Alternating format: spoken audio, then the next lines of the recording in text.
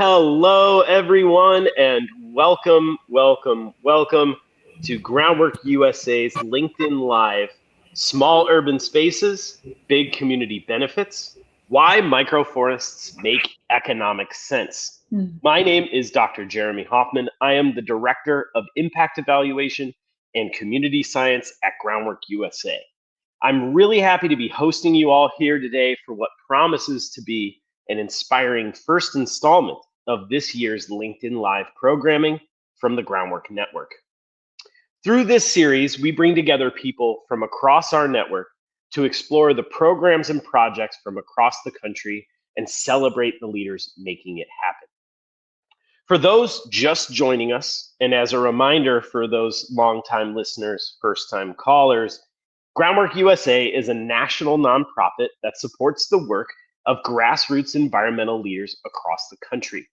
We facilitate the Groundwork Network, a network of 19 people-centered nonprofits that advance community-led efforts to create green, resilient, and thriving neighborhoods. Collectively, we transform underutilized land as well as waterways into community assets. We build community power through resident leadership development, and we organize, participate in collective action, and create new pathways to economic opportunity.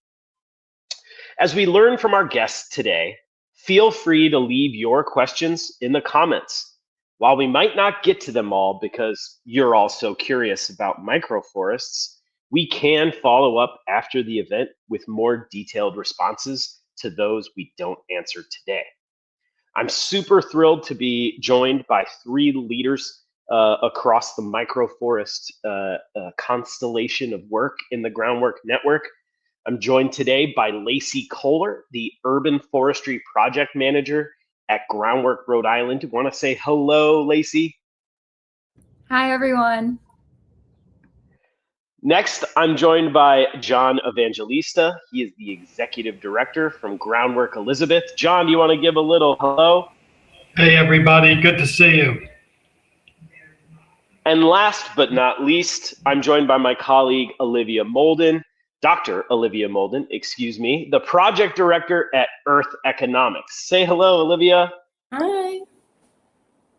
Wonderful. Well, today we're going to be hearing from them very shortly, but why don't I start the conversation by explaining kind of why we're here today and what's important about microforests.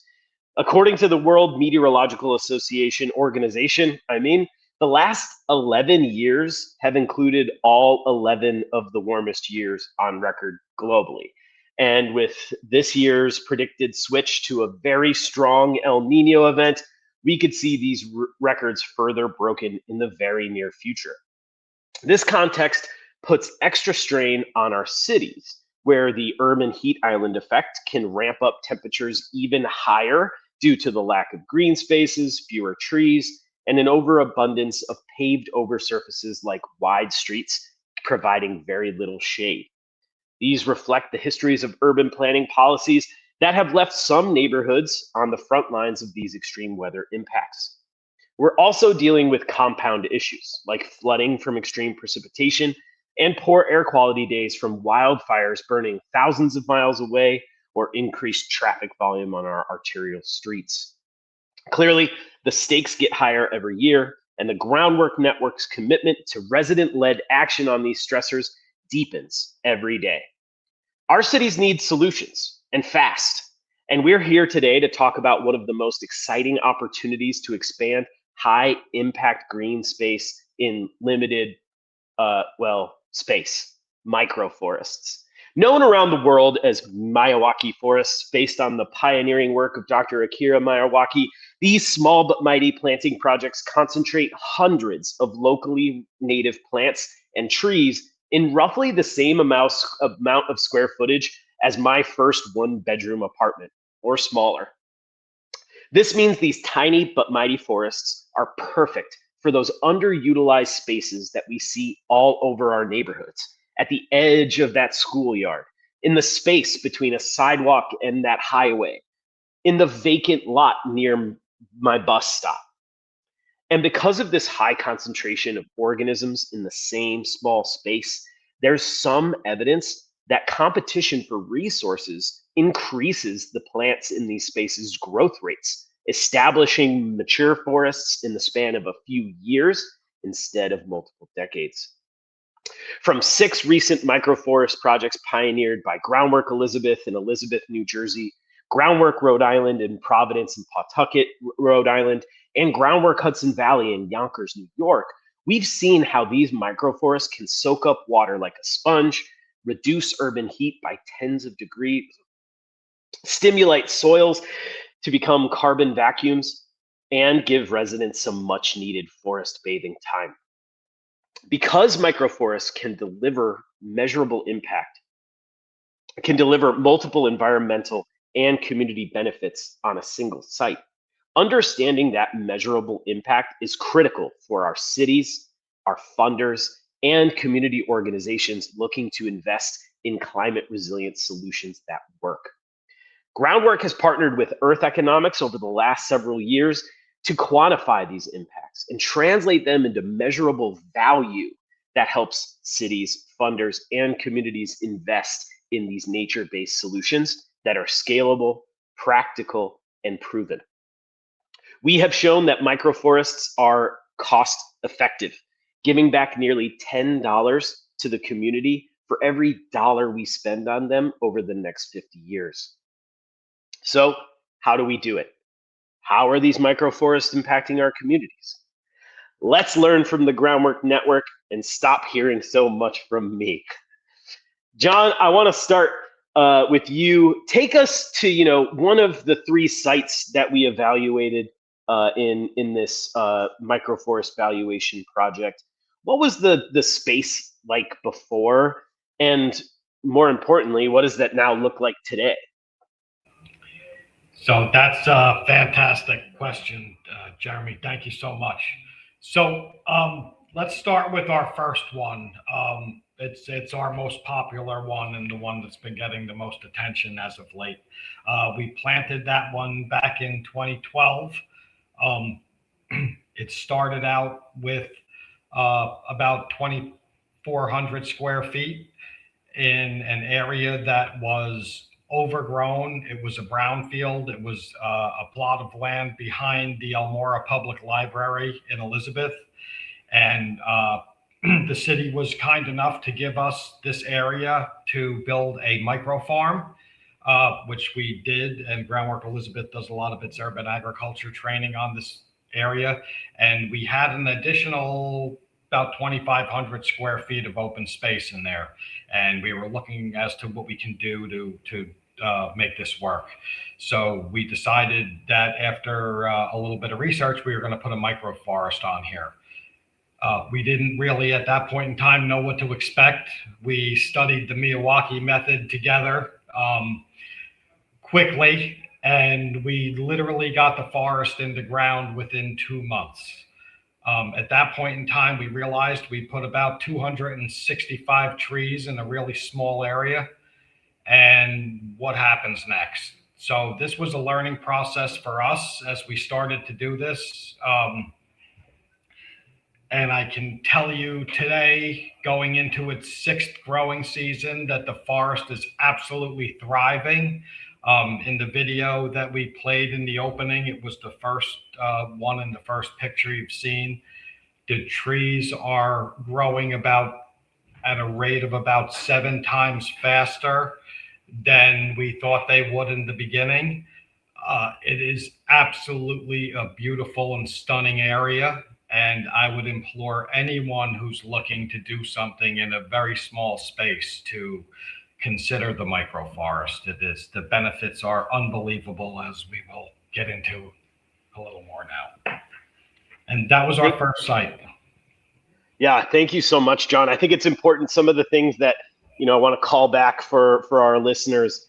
This was a former brownfield. Our cities are, many American cities are full of these kind of contaminated, forgotten kinds of places that can be transformed in a very short time period. He said about 2 months. And within 6 years, I had the privilege of seeing your microforest 2 years ago. And it was, stepping inside was like walking through like a magic door or something. It's like we're no longer in downtown Elizabeth. We're in the middle of a dense, quiet forest. And interestingly, it's about 40 decibels quieter inside your microforest. It's just amazing. And so not only does it look great, but it sounds so different than the urban landscape we're typically exposed to. Now, thank you so much, John, for that answer. If anybody ever wants to go to Elizabeth, check out the Elmira Microfarm and the microforest there. Lacey, how about, coming from, you're a little bit newer to the microforest kind of world. You've had a couple of really successful planting seasons. You tell us a little bit of like, what are the considerations that you took into account when finding the locations to plant your microforests, and looking at them today, what enhancements did those microforests bring to the neighborhoods where they're growing? Well, when looking for a location to establish our very first microforest, our team prioritized planting somewhere within Providence frontline communities. We felt that this was important to best highlight the usefulness of the microforest in combating urban heat highland effect, poor air quality, and flooding. So we ultimately selected a pocket park in South Providence neighborhood. We've nicknamed this pocket park the school bus path because it's served as a corridor that connects a school to the public library. And the location was also selected because it was across the street from a greenhouse space that is a hub for our youth employment program. And the green team has been stewarding that space and the pocket park for over a decade now. So we thought it was a really good location. And finding a location that our team could easily maintain and watch over was a really big consideration for us. This particular microforest enhanced the neighborhood in several ways. The visual appeal of this space has been elevated, and the diversity of this species means that there's always something new to observe, regardless of the season. And the location of the microforest between the school and the library has lent itself to be an even greater teaching tool. And it's an incredible asset to the neighborhood because of the native species that you're hard pressed to find in an urban context. So these species attract and support native wildlife. So we've not only increased the quantity of green space, but also the quality. Yeah, 100%. I've had that little pathway being this useful active transportation corridor that you're cooling down, you're bringing nature back into the city, you're providing this landscape for people that are getting from school to a library. I think that's the second time we've heard library in this discussion, and the other locations I know have been at other schools and in public gardens. So we can really start to see that these microforests are super important, not only from the community benefit side, but where you put them is a really important consideration. And when we think about that, that's really how the impact can be maximized. And when we talk about these, kind of impacts, we have to think about, how do we start to assess what that really means in the sense of not only lowering the temperature, providing nature, but soaking up water like a sponge and reducing air quality pollutants. So Olivia, Dr. Molden, would you please, kind of walk us through a little bit about the research and the data that we've been working on for the last couple of years? What has been measured? What were we estimating? And what about those specific indicators or benefits can we say about these microforests?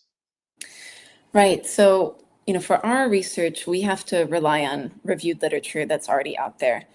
And so we look at thousands of values that are in our database for trees and shrubs that Groundwork has planted.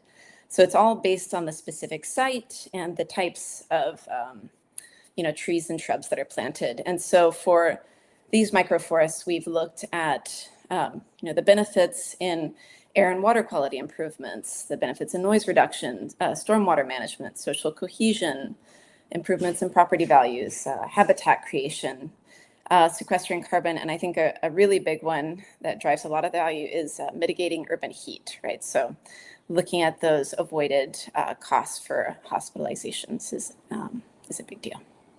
So that's just, those are just some of the values that we have. Those are, there's still some others that we've included as well. But, I think this all just shows that we need more research.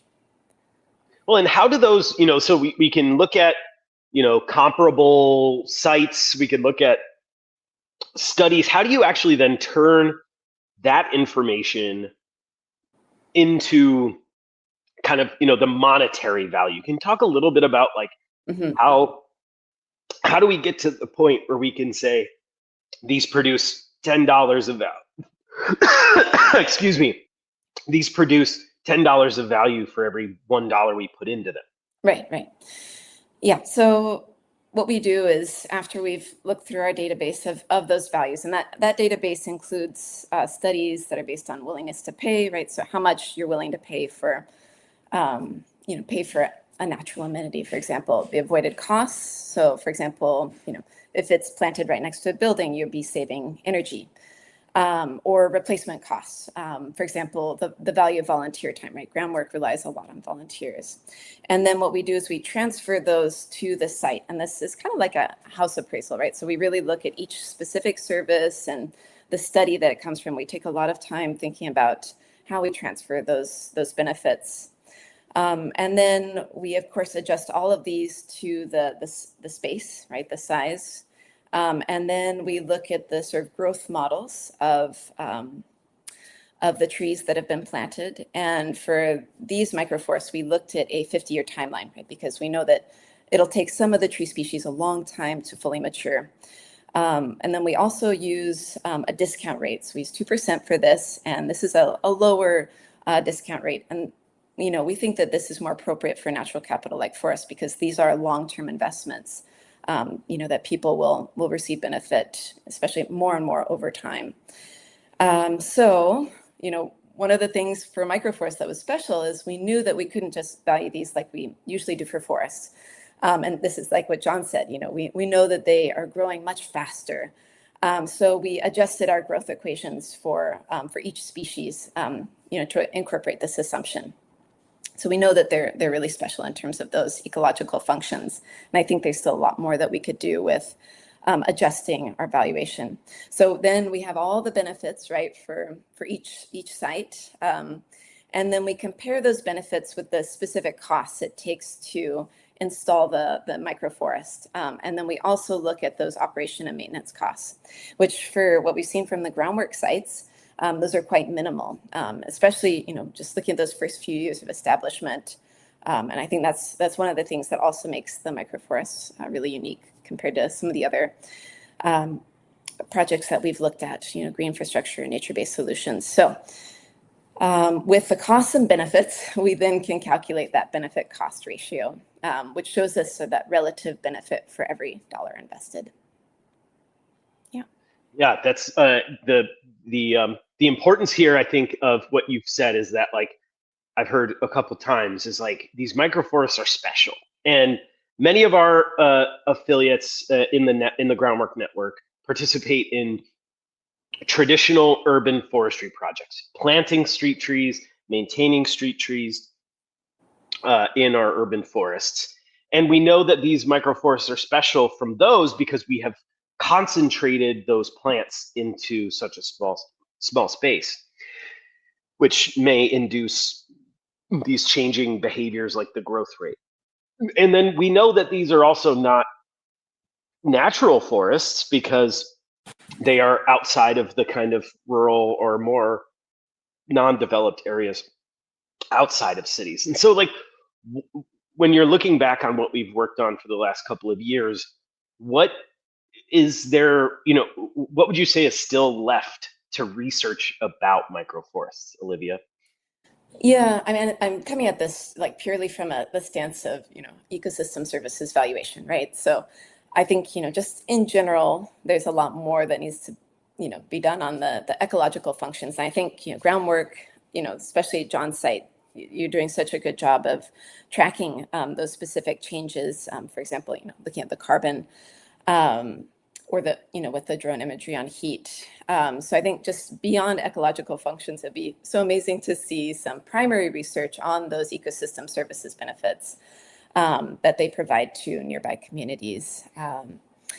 And I think there's opportunities for us to, of course, add more values to the analysis. And I think one of the ones I really wish we could have incorporated is looking at the mental health benefits. I think just looking at where these are located, this is probably a real actual benefit people will feel every day. So I think that's one that's missing, that it would be a good one to incorporate. And I think just all of this underscores that the values that we've come up with are very conservative estimates on the full range of benefits that these sites provide. Right, and I look back on what the images we have from the planting day at the Obama School Microforest in Yonkers, and how many people were involved. There's no way to value that coming together. There's a former Groundwork Hudson Valley employee reflects on, he had saw a man that participated in the volunteer day show up many weeks later and take a picture of a tree that he planted. And that kind of feeling of community ownership and stewardship, those are really hard to directly value. Whereas public health may be a little bit less difficult, still difficult nonetheless. And then, directly measuring water, that's the relatively easy thing. But there's a lot left for us to learn about these microforests. And when you really think about it, though, you said that these are conservative. What are some of those major, outcomes of our work valuing these microforests? What are some of those real numbers that we can talk about with folks listening? Right. And I think, sometimes these numbers can be kind of abstract. But I think, just thinking about that return on investment number, right, is something I think that's a little bit more tangible. So, if you look at the microforest and you think about every dollar that you've put into it, from maintaining it to, planting it, each dollar invested will then yield, I think $10. I think one of the sites is up to $13 in benefits, and that's incredible, right? That's a huge benefit cost ratio. So it's just showing the amount of value that these sites produce. And I think this is reflected in the sort of the benefits per year that we look at, right? So $16,500 in benefits each year produced by these forests is a large number, for especially when you think about, and this is really important, when you think about how small they are.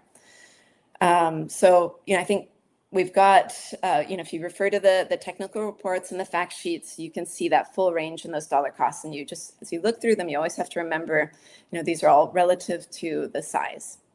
And the other thing I think that's really important to recognize is, while these may seem abstract, all the dollar values that we show are all real benefits that would otherwise be overlooked or not counted at all, right? So it's important to make that visible, especially in decision making. And these could be used in applications for funding, for example. Great way to show the impact of the work.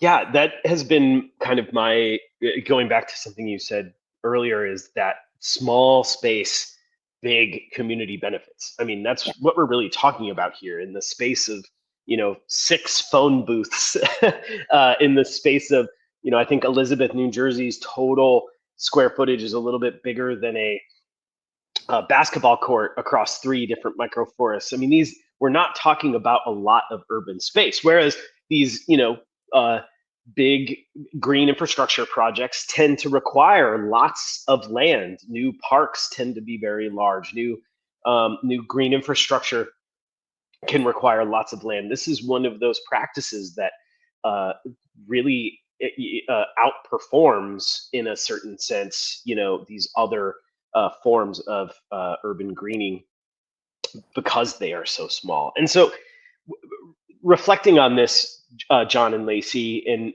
why don't we start with Lacey?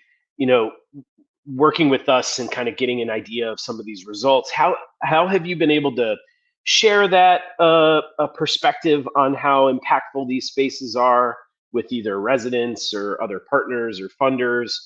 Or if you haven't, hearing this and seeing the results over the last few months, how might you see this fitting into your communications about why microforests are important?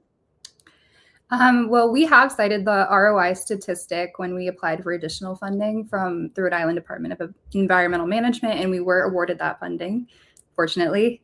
And then partner organizations and local environmental organizations that we work with have also sought our guidance in planting their own microforests after learning what we were able to do and achieve under similar budget constraints. So it's definitely been helpful.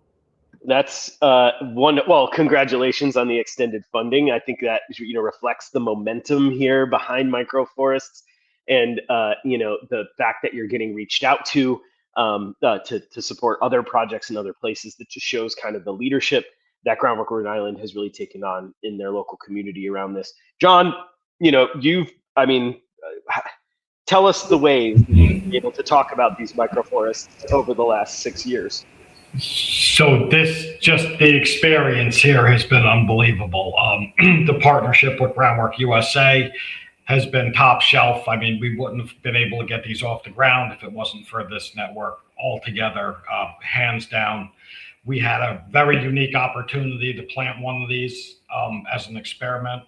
I think it just kind of exploded from there. Groundwork USA saw it, they liked it. They helped us acquire additional funding to put up a bunch more of these around over the last 5 years. Because of that, we've gotten national attention. The New York Times saw what we did. They picked up an article and mentioned all of us and everything that we're doing on there with these microforests. People are now reaching out to us from all around the world, trying to, what happens next? Where do we go next? What do we do? And it's been such an amazing experience for us as a small nonprofit, especially with the help of a larger one within Groundwork USA. When Earth Economics came in and decided they were going to do this breakdown for us, for me, it was such a gift, and it's such a tool to use as we bring these to the communities and bring these to our funders and supporters and say, look at this information, look at the what the cost analysis is going to be on this, let alone, because a lot of times when you come in, you say, hey, we're going to build a forest, there might be some pushback. I remember when I first went to the mayor in Elizabeth and said, hey, I'd like your permission to build this forest over here behind the library. He was just like, you're going to put a forest in the middle of Elizabeth? And a lot of people have that same kind of look. And then when you do it and you see the benefits and you see it firsthand, what it does, it's just amazing. You had mentioned earlier, Jeremy, the sound. That was a huge outcome that we never expected. We'd find families sitting behind these forests saying how beautiful it was and how quiet it was, because all they hear all day is noise, bus traffic, truck traffic, car traffic. And I've never had to deal with an issue like that. So to hear this from the community and, these outlying benefits, it's just fantastic all around. It's been a wonderful experience. Well, yeah, it has been super fun for me as from the Groundwork USA perspective to work with both of you and your organizations and Groundwork Hudson Valley. But really, we wouldn't be able to do this without our partners at Earth Economics and the support that we've received through them by the Kresge Foundation. And so, Olivia, do you want to reflect a little bit on, this is kind of a novel approach to valuing, the kind of partnership we have. Do you want to talk a little bit about how these findings are interesting to your organization and, and how this is driving your kind of thinking around these super small but mighty forests? Yeah, thanks.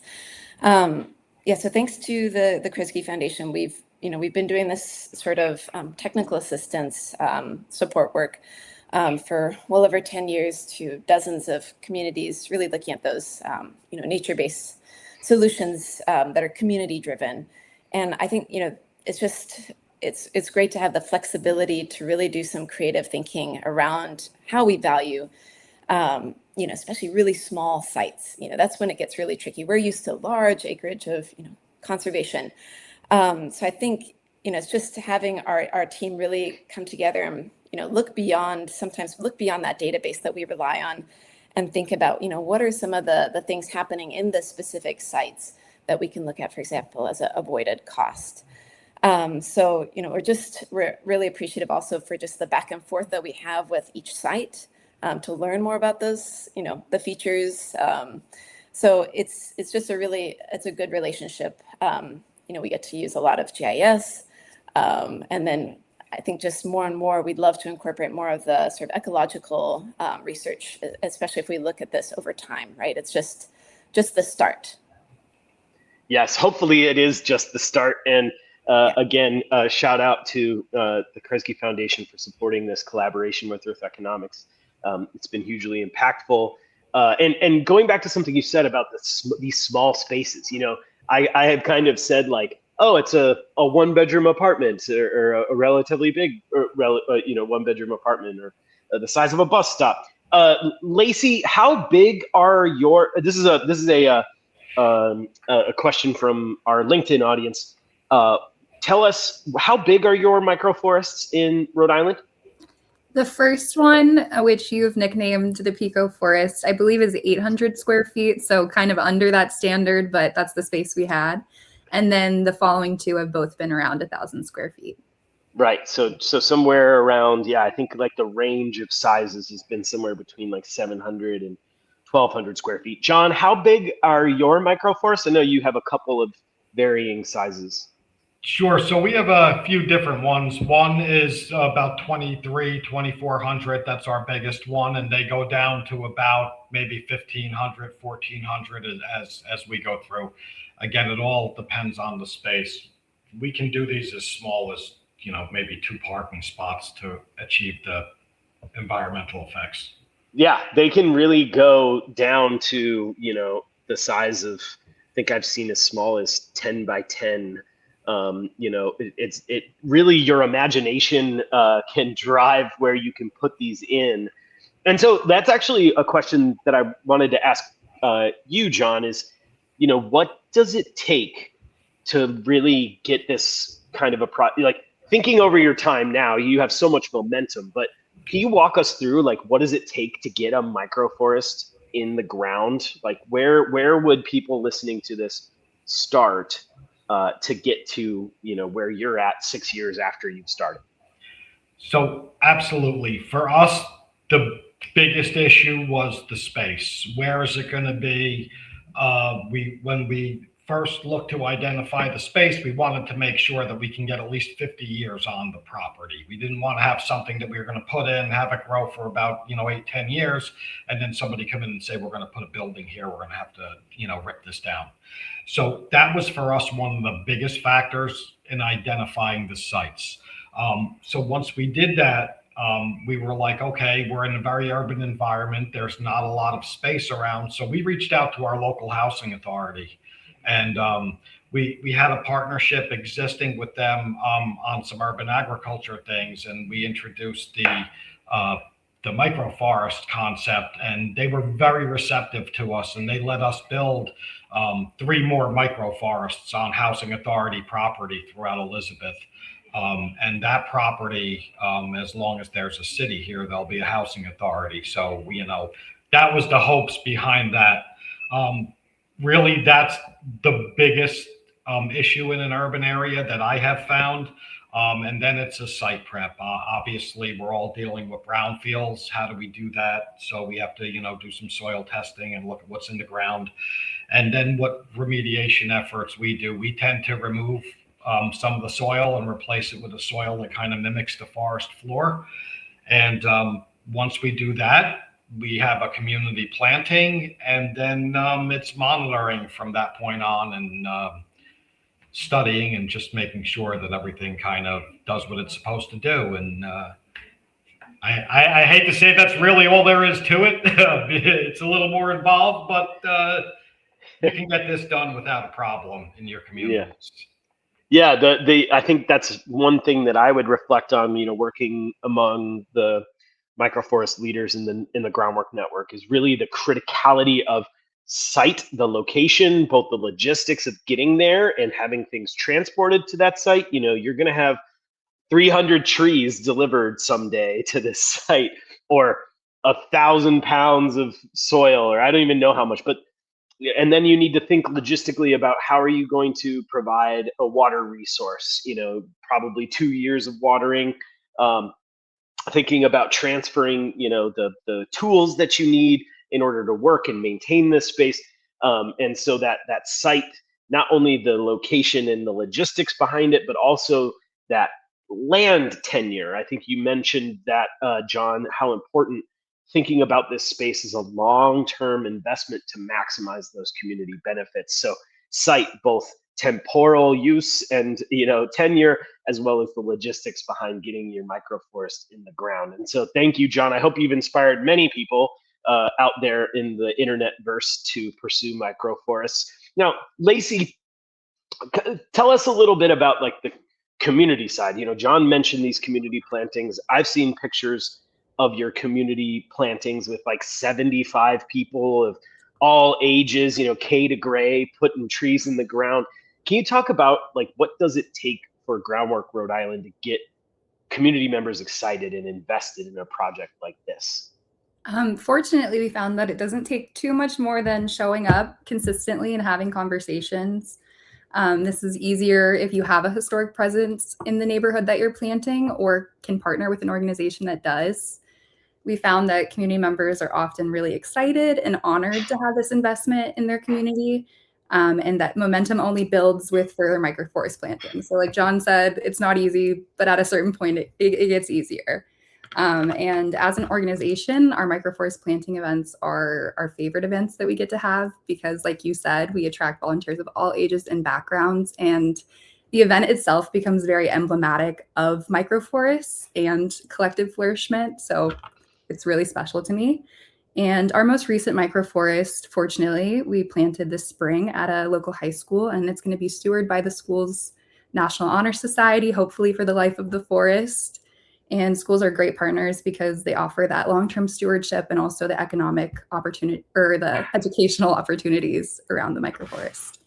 Yeah, the fact that these schools can use this space as this experimental educational opportunity is just one aspect of that kind of school partnership. You also mentioned that land tenure. These schools are stable places in our communities. They're trusted places where, they're places that sometimes can operate as, emergency centers or resilience hubs. And so having that kind of look to those existing institutions in your city that can provide that kind of long-term tenure, the support, and that continued connection back to the community. Lacey, I think you were really important to say that, drawing on existing partnerships, deepening cross-organizational partnerships to draw on those community connections is super important to maintaining these microforests now and into the future. And so I'm so,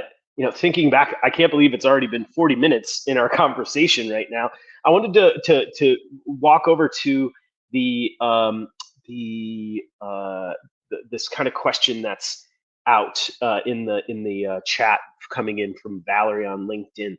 And John and Lacey, this is largely to you both. But have you used these data, meaning the results of the economic valuation, to promote the legal protection of microforests? And this is just in some perspective, was that we have a 2-acre forest that developers are interested in building on, and we're trying to make the economic case for preserving the forest over building on it. So can you talk a little bit about how this maybe has supported smart land use decisions?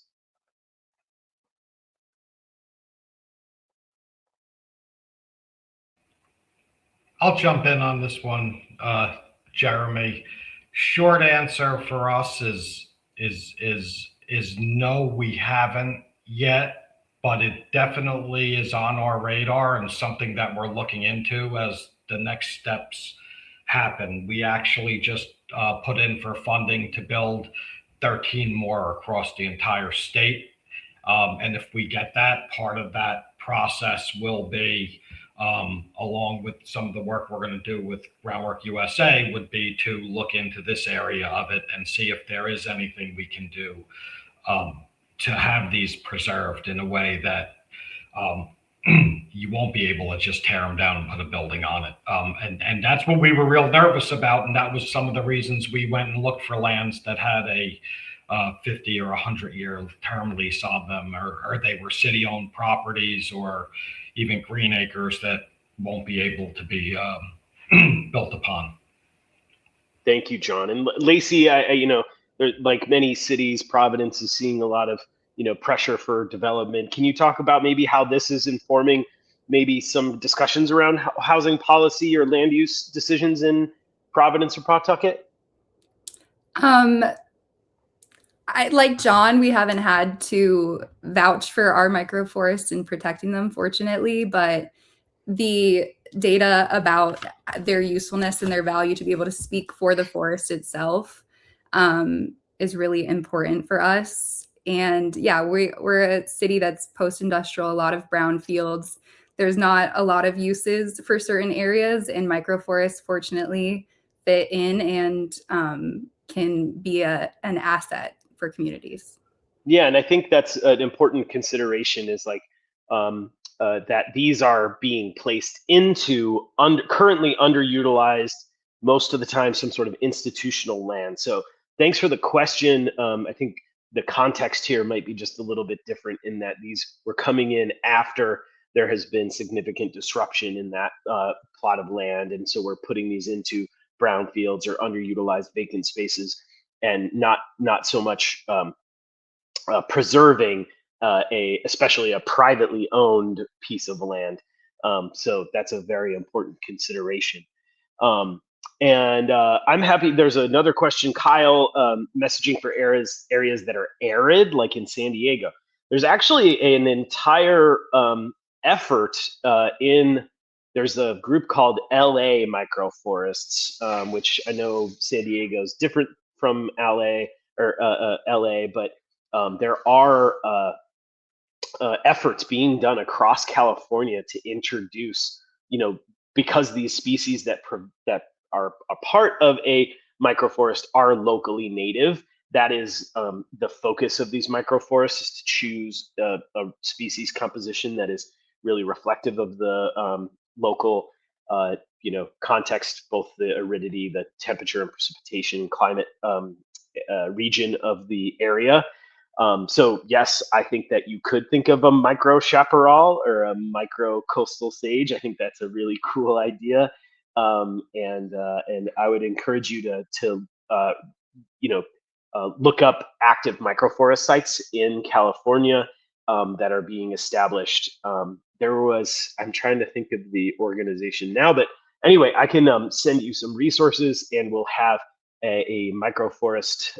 We have a microforest resource page, which, excuse me, I wanted to say we have 2 new websites, one being hosted by our friends at Earth Economics, where you can access these reports and the major findings, as well as on the Groundwork USA website. So we'll be posting those for you to take a look at. And then on our page, I think on both pages actually, there is a resource hub where you can look up resources about selecting locally native plants, looking at what are the kind of like steps to building a microforest, what are some of the exciting kind of resources that are already out there, people like experts at your USDA extension. So please take a look at our websites where we have posted the results of these findings. And definitely also, if you are listening and you have a microforest active in the US, with Kane University and our colleague, Dr. Daniela Shebitz, we are actively recruiting people to submit a survey response that describes where, how big, and what types of plants are in your microforest.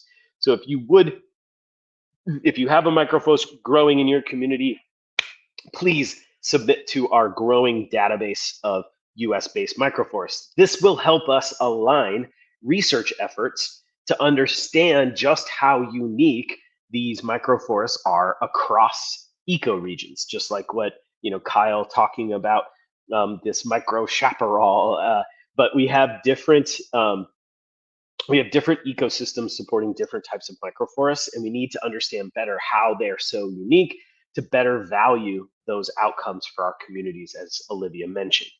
Now, it's come to the end of our conversation. You can always keep up with Groundwork USA at groundworkusa.org, and you can find information about all of those affiliates in our network, including Groundwork Elizabeth. John, thank you so much for being here and participating in talking about Groundwork Elizabeth's microforests. Lacey, thank you so much for representing Groundwork Rhode Island. We're so excited to see how your new microforests are doing and how you continue to expand them across Rhode Island. And Olivia, Dr. Molden, please, thank you so much for joining us from Earth Economics. One more time, a big thank you to Kresge Foundation for supporting our collaboration with Olivia and her team at Earth Economics. My name is Jeremy Hoffman. Thank you again for joining us for our LinkedIn Live, our first LinkedIn Live of 2026. Be sure to keep up with us on social media and on LinkedIn for future conversations where we'll be representing other programs from across the Groundwork Network. Thank you, everybody, for joining us, and please reach out if you need any more information about microforests. Have a good afternoon, everybody. Thank you. Hi, thanks.